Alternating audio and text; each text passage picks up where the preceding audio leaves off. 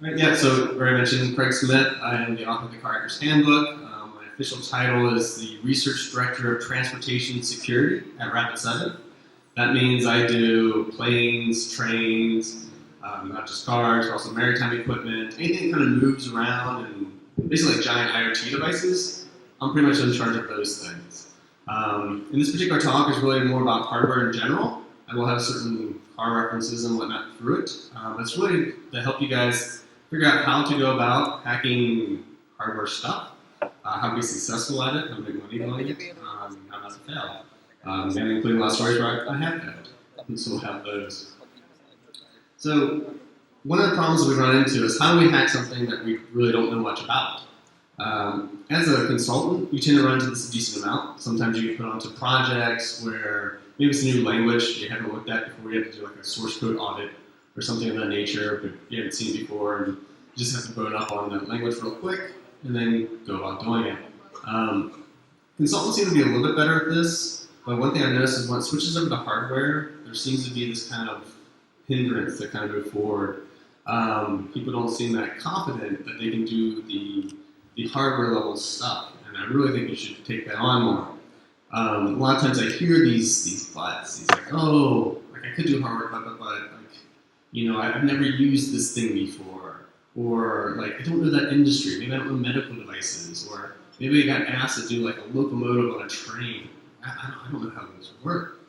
Like, how am I going to start, even begin to hack a train? You know, and so you're thinking these things, and you know, sometimes you can have that unfortunate thing like, well, you know, why do I even have this opportunity? Like, why wouldn't you pick somebody else who probably already knows this stuff? Like, you know, we're going to hack a car. You know, why don't you hack Craig do it or something? I mean, that's absolutely silly. If you get an opportunity to handle one of these things, you should do it, because all these buts, they're just total bullshit. These are things we tell ourselves. And it's not that they're unfounded things. They have some value to them. But the thing is, you guys are security professionals, and that's what you're bringing to the table, is that about security. You can apply that to really anything. These things, while they have some basis to them, these questions you have, you can address all these things so you can be successful in it.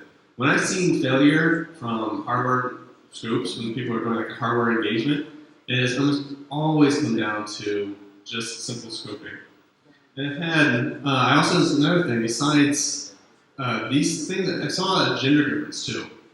So with Rapid7, we tend to spend a decent amount of time, you know, trying to hire a diverse set of people, be it, you know, equal genders and everything else. And so we pay attention to a lot of the studies on this. And so there's a pretty popular study where they kind of saw that if there's a resume, or not a resume, I'm sorry, like a job qualification, and in the job qualification, you have a series of bullets of what they're asking for, you know, like SQL Server, Active Directory, you know, whatever. Women typically want to hit every single one of those bullets before they submit the resume. Whereas a guy, on the other hand, will do about 60%. About 60% of the bullets will submit the resume. Well, that's not good for us, because we do want a diverse set, where we're finding we weren't getting as much applicants, and we have a lot of bullets there. And this has nothing to do with, like, you know, are men more confident than women or anything like that. Typically what's happening is just women just don't want to waste anybody's time. They're just like, hey, well, I don't want to waste your time, I don't definitely want to waste my time. So I don't fit this one thing, I'm not going to do that. So we've had to adjust where we hire. And so what this is understanding your actual problem, and then taking the game and modifying it so that you can stack the deck in your favor to get what you want. And you can use this in a way of attacking hardware as well. Because like I mentioned, the number one reason for failure is indeed scoping. So this happens early on in the process. So whenever you're going to do a hardware engagement, like all those buts you had, you can address those during the scoping phase and get all those concerns taken care of. So before I get into all the details of this, I want to talk a little bit about how I came about being, you know, known for car hacking and the Car Hacker's Handbook and all that. I didn't always do this. Wasn't a mechanic, didn't have that kind of background. My main skill set before car hacking was actually the removal of DRM. So, I don't know if you guys are familiar with DRM, but that's digital rights management. It is basically that piece of software that you put on certain things to protect, you know, supposedly IP. The idea is you like encrypt something up and you give it to somebody, and you hope that magically that prevents them from reading how it works. It doesn't. Obviously, my job was to remove it. I was always successful at this job. It's very good at it. And so I take mine off. I don't actually make DRM. I remove it. I was even hired by the government of the United States to do this. So I worked at a place called Wright Pat Air Force Base.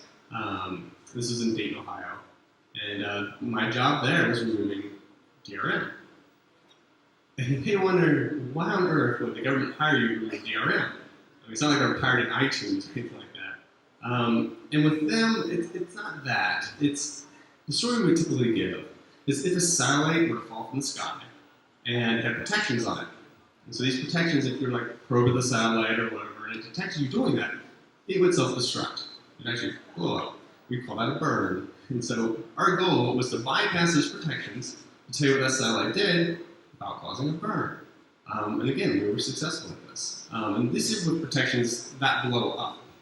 And so I still see people, advertising like, oh, we can make this DRM and whatnot, protect all your privacy. And, it's not about privacy, and it's not about keeping people from understanding how your software works. That never actually works. The government knew a little bit better about this, so I'll explain what the government was actually doing and how they treat this better than other people a little bit later on. But to get to my work, I lived in a place called Cincinnati.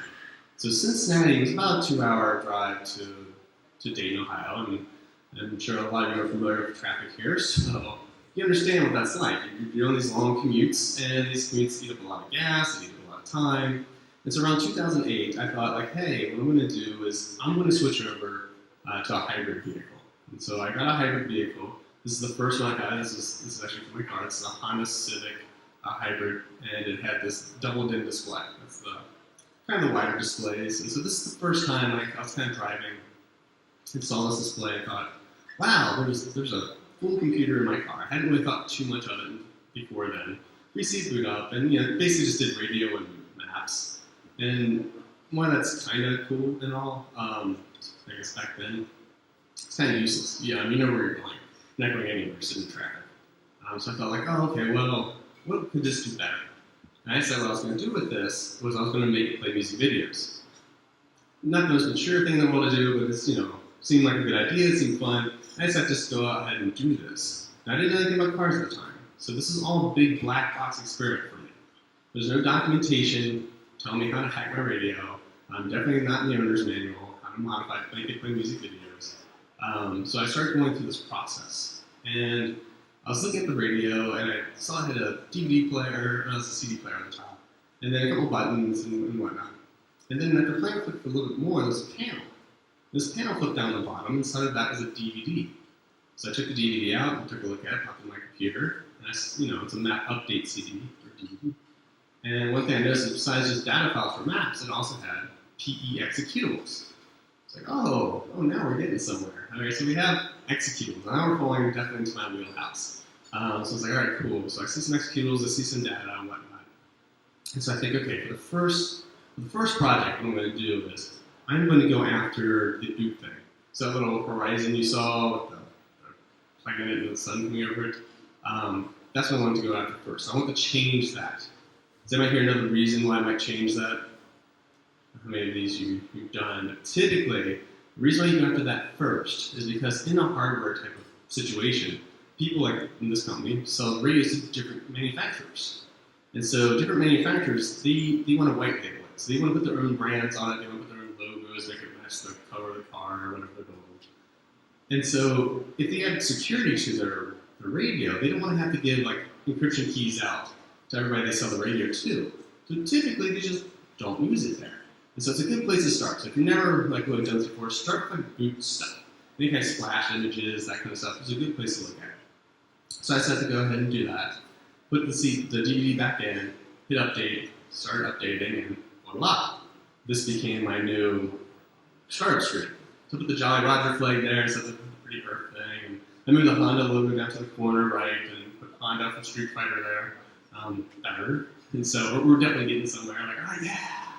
Alright, so cool, next test. So now we have my executable, so that's where it's going to make it a little bit harder. So I want something else easy. So the next thing I went after is I took one of the executables. There's a screen that comes up after this initial splash screen. And that screen usually says something like, don't use your car and the GPS at the same time. I don't know, nobody reads that screen, but there's some other screen that comes after it. And so instead of reading it, I changed it to be the rules from Fight Club. It's like, that'd be more fun. So I changed it to that in the executable. Put it back in, put the DVD there, didn't update again. So this time it failed. And I got this, an invalid update DVD. It's like, crap. All right, here we go. Now I'm going to have to go figure out what encryption it's using, figure out the AES, I'm going to break this where the keys are stored, blah, blah, blah. And so I started looking at this DVD, and I'm not really finding anything like executables. And then I look at the root directory, and I see a file called md5.txt. So, nah. But no, it was. It was a list of a bunch of files, and their MD5 sums next to it. For those who don't know, it's just basically a hash.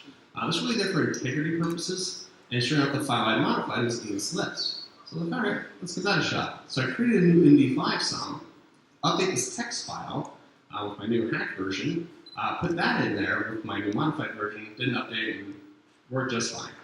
So I went through the process of doing that. I added a few other things, posted the results, all that kind of stuff. And that kind of started my car hacking phase, I suppose. It's got a lot of attention from the auto industry. And back then, back in 2008, 2009 time period when we were really starting this, the auto industry was basically sending out cease and desist letters to people. And so if you found there was an issue with something, you found some kind of bug, you typically get some evil legal letter from a lawyer saying, please shut up. Don't talk about this anymore, or we're going to sue you, and blah, blah, blah. And in the past, when mechanics or performance groups found things, and this happened to them, they get these letters. And what they have to do is, they're a business, they're a small business, and they don't want to lose it to somebody that they kind of are making products for. So they get scared, and they immediately stop. Well, that doesn't really work with security people, as I'm sure a lot of you know. We tend to just get pissed off. So when we get these letters, we're not like, oh, okay, I'm going to shut up. We're like, no, you're not going to listen to me. Like, I have this thing that I think is very important. And so hackers tend to take this as, hey, we found something we're concerned about. Safety issue or whatever it is. And since I got a cease and desist letter, I'm going to interpret that as you don't care, you're not going to fix it, you just don't want me to talk about it. And so then we typically have conferences where we talk about it, and we go to the media and those kinds of things, and that pisses off the auto industry. They tend to fight a bunch. No, the reason why they did this is because they didn't have over-the-air updates. And so over-the-air updates, it's a recall situation. So for them, it's just simple math. They would do millions of dollars for a recall, it's only like $10,000 to sue you. And so that's the route they were going. So we've gotten past that in recent areas, I'd say the last 5 years or so. And some other things you need to understand about how the auto industry works is they're not like a software company, right? They're starting to be that way, but they definitely were back then. Typically when they have a new vehicle, it takes 5 years from that design before it actually rolls off the production floor. So like a car that comes up this year was actually designed 5 years ago. So if you think about that, like if you, as a security person, are like, hey, we're gonna build this car, it's gonna be super cool, we're gonna have a bunch of security, we're gonna use like SSL and encrypt everything, and it'll be cool, we'll have our signing that way. And your car came out this year, well 5 years ago when you designed that, Heartbleed wasn't there yet. And now you're like, shit. Because now you have no over-the-air update system. And so now you're looking at a recall. So even though you did everything right, now you're stuck with this bug. And on top of it, a car manufacturer usually has to run for about 11.5 years. So from the time they design it to the time they stop supporting it, 16.5 years. It's a long time for a company to support a product, especially when operating systems aren't supported that long. And so, we're starting to move towards over there because they absolutely need that, because they cannot fix these problems. There's no way they can have a problem that can go unchecked for 16.5 years. But that's the thing else you need to understand when you're dealing with some of these more legacy companies, is they can't just roll out a patch right away. So you do have to have some back and forth. So if you do have a bug, you can't be like, fix it by tomorrow or else, obviously not that. But there's a middle ground that we obviously aren't going to wait 16.5 years either. And to make things a little bit worse, so the OEMs are getting the message. The OEMs are staffing up, they're getting security people. The problem is their cars, they don't really make cars, they assemble cars. So all of the parts are made by other people. So these other people, these other companies make all these other parts, are called tier suppliers. And so they're all different groups of people, some are small, some are large, some have security departments, a lot don't. And so that's where these bugs are actually going to be found in. And so building up these processes and these communications to these tier suppliers are very time consuming, very hard, very much in the news to a lot of these tier people. They have to do this now. So that's another challenge we have when we're finding bugs with the auto industry. Which leads me to my first fail. So one of the engagements I had is I had to, it's like I can't say the name of it, but there was this device that came out. It's like basically a firewall for a car, a new prototype device. Had like 8 CAN bus networks. For those who don't know, CAN bus is just a vehicle network. And so it came to me, it came in a box, and I was like, all right, cool. And this was literally a black box. This box came out, had no documentation, an actual black box with just some ports. I was like, oh, okay, cool. I knew basically what I was supposed to do. So I figured out where the power was, give some power, start probing around, because CAN bus is a unique kind of frequency. It's a voltage, it's 2.5 volts, which is very odd. So you can find it. So I was probing, didn't see any. I think this was to have like 6 to 8 networks, something large. I couldn't find one CAN bus. I'm like, that's weird. So that opened it up, looked at the circuit board, traced along the wire. So I'm like, okay, here we go. Here's some CAN transceivers, traced them back. It's definitely supposed to be these, but probed them, nothing, no power. It's like, okay, cool. All right, so I went back to them and said, hey, I'm not getting this. I'm not seeing any of these networks. I can't do any security testing without it, blah, blah. They're like, okay, we'll talk to our tier supplier. They talked to them. Went back and forth for a couple days. They finally gave up and said, okay, we'll give you plug information. So they gave me plug information, but it's already whatever, reverse engineered, it's fine. So I'm like, okay, well that's not it. Is it like a startup sequence or something? And they had another thing too, it's kind of funny. They had this processor on it. And this processor was an unreleased processor. And so I asked for a data sheet for this processor. Is there a common thing you do when you're tracing out lines? And they're like, oh no, that's unreleased. We can't give you that. That requires like an NDA. I was like, oh, okay, cool. So I called the chip manufacturer. I was like, hey, I'm really looking forward to like buying one of these products. I'm like, can I get an NDA on that chip? And they're like, oh yeah, sure, no problem. And so I got that. I got the data sheet. Yeah, good job. That took like 4 hours. Thanks. So anyway, I got that, but this still wasn't working. And so after some more back and forth, this has been over the course of a week. Turns out they didn't send any firmware because they weren't done with it. So I was like, okay, so this has nothing on it. This is just a dead board. I'm like, oh yeah, we're not done. It's a prototype. I was like, well, what the hell am I supposed to do with this? I'm like, well, I don't know, just do what you can. It's like, okay. So those who don't deal with circuit boards, it's basically like getting a server in with like no hard drives. Like, oh, find the security vulnerabilities. It's like whatever. It's like, well, if you installed something maybe here, it was useless. But that did teach me that in my scoping document, I have to say the product has to work if you're going to send it to me. I didn't think I'd have to do that, but in hardware you do. So that was my first lesson. Also, we are only dealing with prototypes. That's very, very common, especially in the car industry. They don't want you to look at cars on the road today. The reason being is they're not going to pay you for you to find a bug that they're going to have to do a recall on and then have a stock value hit on. Because then the security manager's going to be like, oh, sorry boss, I just spent a bunch of money, it could cause a bunch of money. So you don't get those cars. They want to do prototypes, which is fine, but something to be aware of. The issue that tends to come up right away is they want to do a prototype car, which sounds awesome, but it's not. Prototype cars are pretty much just hobbled together like old cars with some new car tech. They barely work half the time. They usually only have 4 of them. So when you do get one of these goofy cars, like in your driveway or somewhere, at that point, they're like, oh, well, this is one of the working ones. We need to use it for a showroom floor in like 2 weeks or something, so you can't take it apart. Don't damage it in any way, shape, or form. Oh, we have no documentation. And so, like, this is awful. You don't want to be in that situation. And it almost always happens if you agree to the car. But you can do those. You can push back and say, I don't want a whole car. Let's find out like what the security pieces you are concerned about, and we'll do a test bench. And a test bench is just those components brought outside the car in a functioning state that you can do testing on. Because the rest of the car is mostly signals and communication you just don't need. So the first part of your day is just removing those electric noises and whatnot from your thing. So you want a test bench. And they do have them, you can get them. It does take some back and forth sometimes to work that out. So that's one of the things you need to do is limit your scope to just the security piece.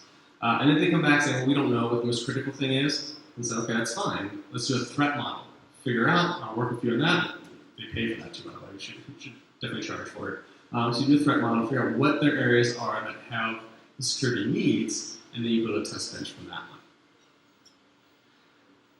So you need to limit your scope. Well, I had a thing once where I saw this request for proposal or something like that, where this car company was asking for just all kinds of things that you want to test, including like the tire pressure monitor system and everything else. And I kind of saw there was this recurring thing, the security piece that would come up in each of those little paragraphs. So I kind of messaged them. I said, hey, I see this request. It seems rather broad. How about I fly out and talk to you and we can discuss it? So I flew out, I talked to him, like, hey, so after some back and forth, we're like, it turns out like this is a new security piece that we're including, that's kind of the bottleneck, it kind of verifies everything, like, hey, why don't we just do that? And if for some reason we find out that this is connected to the tire pressure sensor, well included. But up until then, let's just not do any of this other stuff. Let's just do the security piece. Like, oh yeah, that makes sense. And so we did the bid, won the bid for it. The day after winning the bid, what happened was I got an email, and the email said, oh, cool, I know you said, like, you just wanted this security piece and some connectors, and then, like, an EC, an engine control unit kind of thing, another embedded system that I can test with. Yeah. It's like, okay, we got, like, 12 of the 14 about ready? No, I just need the one I talked to on the other end. I don't need, like, basically, in case of servers, like a whole DMZ, just need one on their side of the firewall. And they're like, well, the car uses like 16. It's great, just pick one and just give me one. And then also they came back and said, no, well, we just need you to do like an audit on all of them. So if you could just fuzz them, that'd be great. I'm like, first of all, I don't really just do fuzzing. I do like attacks and things. I can fuzz something in the background, but hardware's a little bit different when it comes to fuzzing. So you kind of have to monitor how the reactions are. So it takes more setup and whatnot. I was like, yeah, that's not really the same. So we can't do that. And then they're like, well, we have to have that done. Like, you just what you have to do this. We have to know the whole car is secure. And I said, oh, you think I'm just going to fuzz something and maybe a piece of paper that breaks it secure? No way. Absolutely not. So I just backed out. So within 24 hours, I was like, I'm out. We're not doing this. And we walked away from it. We walked away from the money and everything else. Sales guy wasn't terribly happy with me. But if you don't do that, you're going to bring your whole team into a really bad situation. And they're both going to hate each other. The company's going to hate you, you're going to hate them, and it's best just to reset. If they want to try somebody else, let them try somebody else. They'll be back once they figure out that doesn't work. But it's important to walk away. You have to be able to do that. The other thing I see is as these security companies are getting IT, and they're getting people that are kind of helping out, which is great, they tend to come from like an IT security world, and sometimes that mindset transfers over to product security. And with Blackbox, that's not the case. So people are familiar with Whitebox and Blackbox and whatnot. So just a quick review. Whitebox is simply you get the source code, and that's all you have. You're looking at source code for vulnerabilities. A black box is like you just the website, no source code. And like a gray box is you get both. Ideally, gray is usually what's the best. But black box and hardware isn't the same. Because a black box and hardware, like well, say a website, you know how a website's supposed to work. It's in a language, you can read it, maybe it's a banking app, you know how banks work. I mean, it's pretty common sense. But a piece of hardware, it's just a box, right? So if you got a black box with no documentation like the one I mentioned, then what you're actually paying me to do is tell you how your product works. And so at first I go, well, hackers wouldn't have documentation. And you have to remind them, I'm on your team, you're paying me money, so unless you my Friday calls, and like, so these are the chips you're using, this is how you're doing it, here's the documentation for it. Like, yeah, we know how our chips work. And you just paid a bunch of money for that, but I tried to tell you because I had to do that part first. And they don't always get it. So you have to spend a little bit more time than normal in hardware engagements to tell people if they're asking for a black box, that's probably not what they want. They get the real money, you do work together as a team. You can't do the same thing you can for website. The other thing we're seeing is as we're moving to more software-based stuff and hardware, like over-the-air updates, which is good, and we want the encryption and everything else. What we're seeing is that they're starting to do almost like a power play. We're putting in encryption, but in a way that kind of, at least in my view, stops a lot of aftermarkets from working and things of that nature. Like you don't have this key, you're not part of this list, you can't do any updates and those kinds of things. And so we're seeing this move into that area. Not to make any political statements on that particular step, but if they're wanting you to do validation that their solution works, you might want to explain to them a bit about DRM. This is the area I know a lot about, so I'll share that with you guys. So when you give somebody something in DRM, but say you encrypt it or whatever you choose to do, it is basically a brick. It doesn't work, even for the end user you sold it to, until at some point in time it unlocks. So it decrypts itself or does whatever it needs to do to actually get to the normal stuff that runs. That's always the case. It has to work that way.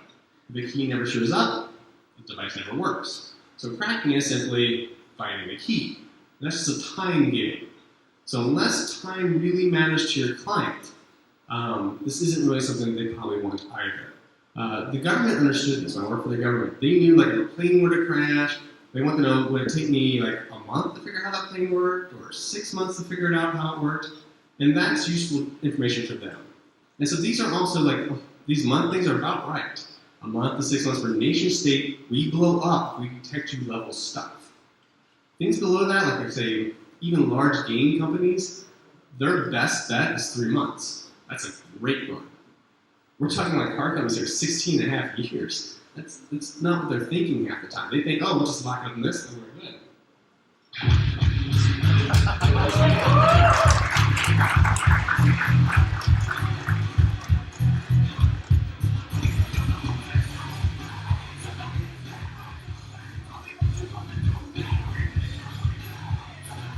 Yeah. Excellent. Live again. I get you over your jet lag. So, no, it does not help my ADHD though. That's the only problem. Now, what was I talking about? So with DRM validation, what I was mentioning there is once you give out the keys, that's always the main thing. So you have a time-boxed area. And so with really like, say you spend millions of dollars on your protection, you get about maybe a month if you're lucky. And so I think what a lot of people need to understand, you don't have to go all the way through this with them when you're doing the scoping thing, is assume the attacker knows how things work. Assume they have your source code due to a leak, due to just reverse engineering, due to whatever, due breaking. If your security is still not good, like say if they knew the source code and also like, well, it wouldn't be secure then, you need to go back to the drawing board. You need to kind of really think about redesigning this. Because that's your issue. I mean, if anything is just time, you could do a timing thing to figure out how long it's going to take, but if it's less than 6 months is a problem, you probably don't want to do this. It's actually a waste of your time and money, both the DRM solution and the payment to look at. It's something else to be aware of, because I'm seeing this come up more and more again. There's also this current state where the OEM is kind of getting that there's an issue. The OEM, I don't know if I mentioned this, that's the auto manufacturers. I'm sorry. Lingo, but it's just the auto manufacturers, so they're getting it, they have a security team, they have a budget now, but tier people don't. And so what ends up happening, this comes up at kind of the report stage, and so you do an engagement for somebody, you find a bunch of vulnerabilities, and then you go in and you say, okay, cool, like here's these issues. Well, what they do is they call the person who made the product, the tier supplier, and they bring them in and they say, okay, we found these issues. Well, at this stage, the tier suppliers already made this device, they probably made millions of these already. And it's cost a lot of money to do that. So all of a sudden they're going to be like, okay, well, you can't fix this now. Like you didn't tell us before to do this. What you told us 5 years ago was we need a device that does X, Y, and Z. So we made a device that does X, Y, and Z. And user security wasn't even included in that. If it does, it may have just a bullet point that says, it must be secure. Whatever the hell that means to these guys, it means nothing. Right? So they do this, and at this point they're like, we can't deal with this, you didn't tell us about this, so there's an issue there. They can't fix it. And so the OEM, what they do is say, well, then we want a discount. And so now, it's really just a lose-lose for everybody. The security guy doesn't get his bugs fixed, the OEM is now deploying a product with known bugs in it, and the tier supplier has to take a huge hit for a requirement that they weren't even aware of. So what we need to do is move this dial into where we're actually working with the manufacturers for building the products. And we will eventually get there, we're just not there today. It's slowly starting to be there. So if you have a chance to kind of work with the tier suppliers a bit more, definitely try to make that a better thing. So I mean, what's going to happen is they're going to keep getting burned by this until they start doing this earlier. It's going to save them a lot of money when we get there. This is how the development lifecycle for hardware development works. So software development, as you've probably seen, if you've seen like secure development lifecycle, it's like a circle. But when it comes to hardware, it's like this V-shaped diagram. It's super common with hardware. It's not super important that you know the difference. It's just there isn't a secure hardware development lifecycle system yet. So it'll be up to you guys to figure out like how you want to do it. So when you're working with a tier supplier, you're going to want to figure out like what their V diagram looks like. Like, when are they doing things? Are they doing milestones? Do they have certain prototypes? And what you're going to basically say is like, hey, I'll work with you at certain milestones. And this is actually pretty good for both parties because it doesn't take you a lot of time. You may have to jump on a call once a month or something, maybe an hour or two out of your day. And so it's low cost on their end, but it saves them a lot at the end of the thing. And you can even do like the earlier like design type stuff if you want to. You may think like, well, I don't know anything about electronics or chips, but again, it's your security knowledge that really helps. So when you're in this phone call or you're in this room and you hear people talking, you know, about blah, blah, blah, electronics, blah, blah, blah. And all of a sudden they're like, hey, you know, we can use this chip. It's a 4892X as opposed to the 4892. It's the same price. We don't need the extra features such as Bluetooth, but might as well use that chip. Also, you can wake up like, what? It's like, oh, you're adding Bluetooth to this? Like, before this had no wireless. Now we're adding wireless? Oh, yeah, we're not going to use it. But then you're like, okay, well, if our SDK has Bluetooth on it, who's managing that stack? What devices are we supporting? If we're not managing the stack and that's including the SDK, now we have a product that we're not paying attention to Bluetooth on, but technically there is code there for it.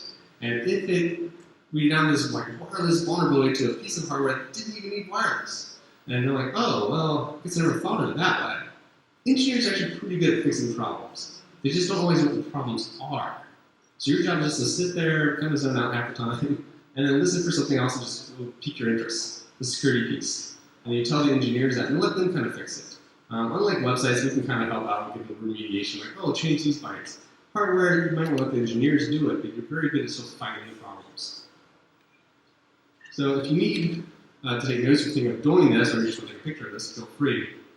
This is kind of the summary list of if you're going to do a hardware engagement, some things you need to keep in mind. So this is the recap. So limit your scope. Take it down to just the parts that are security related, just the relevant pieces of information. Make sure it's workable. And use that as something you can attack. Try to work with the tier suppliers, the people who actually make the product, if at all possible. Right now, a lot of money doesn't come from them. So it's going to come from the people who have the product, which makes sense. They're deploying a car. They want to know what the risks are with that car. But unfortunately, since they don't make anything, it's hard for them to fix anything. So ultimately, I think we'll move that needle and start working more with the manufacturers. You need a proper testing environment. Again, it's just functional. Make sure you include that. If you can get, in these car companies, at least, they have what's called a block. That's a testing area. But you have to realize they develop on these things too. They don't just make a car and just start testing it. They test individually. So they have these test benches. Same goes with trains and maritime systems. They have areas they test these things at. Ask to use their facilities, ask to use these test benches. If they can't get them to you, which is pretty rare, but if they can't, one thing I've noticed is due to internal politics, the security team really wants a test bench. But for some reason, they're not allowed to have one. No idea why. But you're allowed to ask for one. So what you can do is you can offer to build the security team a test bench that they can use when you're done. That goes through really well. They love those. And it's like, yeah, let's do that. And so they can help push it through because the manager said we need this tested. Like, okay, well, we need this tested, but Craig says we need a test bench, which we get to keep. And so then all of a sudden we get all the equipment we need, we get everything else. And then at the end of the day, the security team has something they can keep doing validation testing on, which is awesome. I didn't mention the liability. So scope creep, I kind of talked about that a bit, how things go out of proportion. The other thing that tends to happen is you may have made a lot of requests for something where you're like, hey, in order to do this, like, if you give me, like, I don't know, the test bench, and you give me the ability to program it, and developer tools, or whatever it is, you get this list, then I will give you, like, you know, these kind of checks for denial service and bypasses and whatever else. Pretty common. What I noticed with hardware engagements, when I do get the hardware, I only get partial equipment. I'll get my box, I open it up, I'm missing certain things like like developer kit maybe, or dealership tools, and I'm like, hey, like I only have this like standard, but I don't have the dealership level. I'm like, oh, we couldn't get that one. And like, well then I can't do the other stuff. Like, no, we still need the other stuff. Like, this is the main issue. So if you can get all do it. Parse out your stuff so you say, if I get this, I can provide that. Because what happens is when they fail to give you something, you can say, hey, well, I told you I can't give you this other piece. And you're already pre-written out, and there's not a whole lot arguing about at that point. That's useful. The other thing is liabilities come up on a couple of these for some reason. Only in a certain Asian country, not this one. I'm not going to mention which one it is. But it's come up twice, 2 different companies from that same country.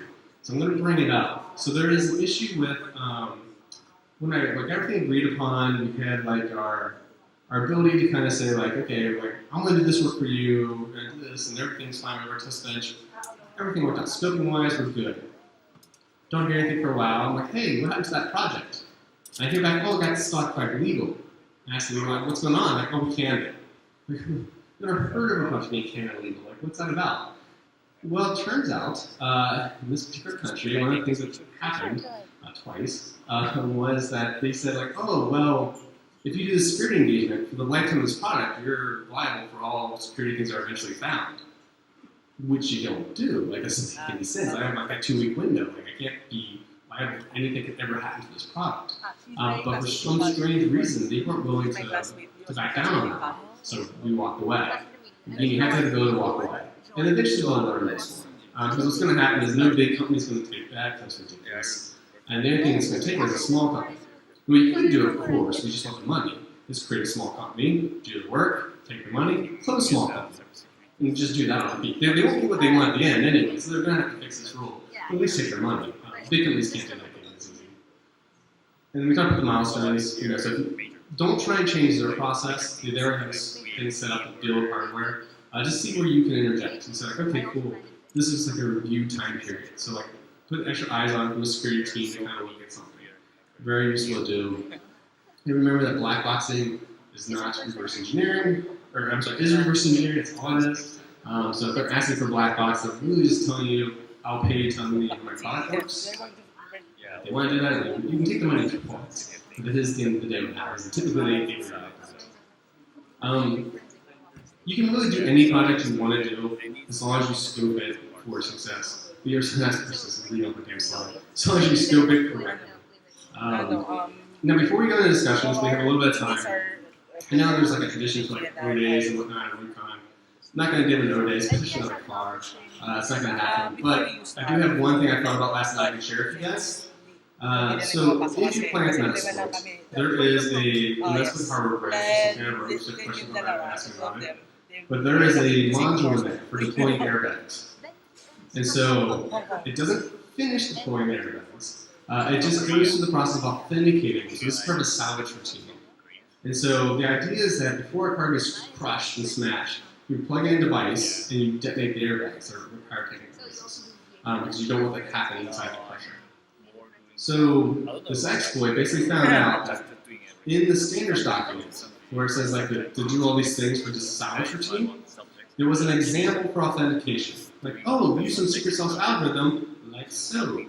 And they gave an example. It turns out nobody cut and pasted that example. Everybody did. And so this module just simply tries the algorithm. And if it works, it's cool. I just armed your airbags, turn off the car, and back on.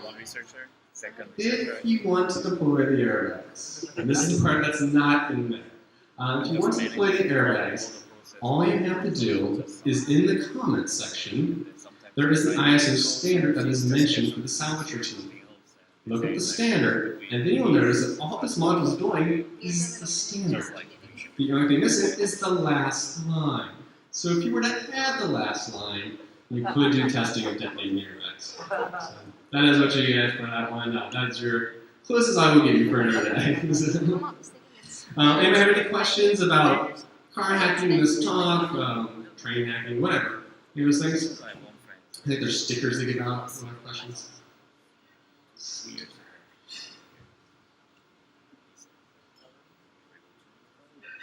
No? Okay, well, thank you guys for your time. Slamet.